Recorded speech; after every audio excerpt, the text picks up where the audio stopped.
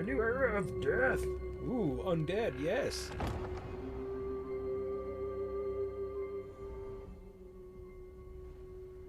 Or is it gonna be ghosts?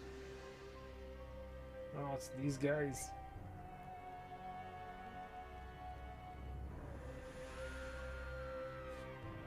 A mason of board.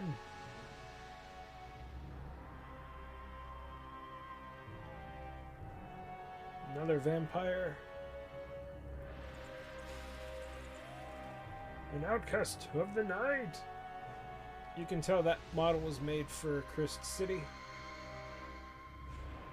I want more Soulblight Gravelords in the... More vampires, please. The vampire faction, I feel like, has gotten yeeted.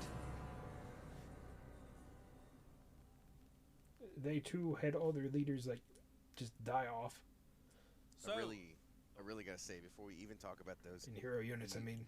Marketing studio, the Warhammer studios that put together the vibe and the theme of these videos never gets enough credit. It's pretty amazing. I'm always entertained by it.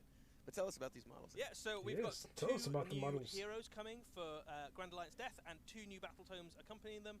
So we have the Soulblight Gravelords and a new vampire, a named vampire hero, and the Ossiarch Bone Reapers, and a new generic hero that they can add into their forces. Yep. So I think we've got some pictures of the models. Generic hero? Bring up on screen and have a look. And you should talk about the Ossiarch first, but I love the way you describe that vampire model. They're both really, really cool. So this is the Mortisan Ossifactor. I don't know. This is not my cup of tea. A mage who can construct units, and it looks kind of cartoony to me. The bit too cartoony. Is that they build the biggest, largest, bit too comical. Units. So I mean, I do like that his head is a giant hand. That's kind of funny. But make them I a don't little know. bit more durable, or you can make them a little bit better at killing stuff. So if you've gone for an elite, or you've gone for a kind of monster-heavy Ossiarch force, this is probably the kind of hero you put into it to bolster it. Makes also, sense. just a really nice model. Been mixed lots of kind of on cool this effects new. And stuff. So if you're looking for a painting project on this a new small faction, scale, that would lend itself pretty well to that. There is a new battle tome. It has a brand new cover. Looks very cool. And some of the models are neat, but they just. The Mortarch, to me, they're a lot of hit and miss. Rules in this battle tome as well.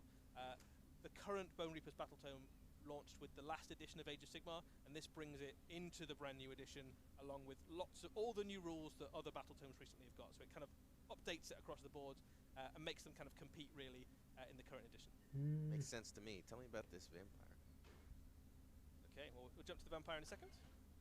So this is Ivya Volga, and she is a outcast of her house. She definitely has the lone monster Cursed City vibe. She wanders out into the wild places of the mortal realms. She finds monsters, she chops their heads off, and she drinks their blood. So the other vampires are sort of like not 100% on board with her, but she's still a vampire. She's still part of the family when push comes to shove. She's that one cousin you don't talk about.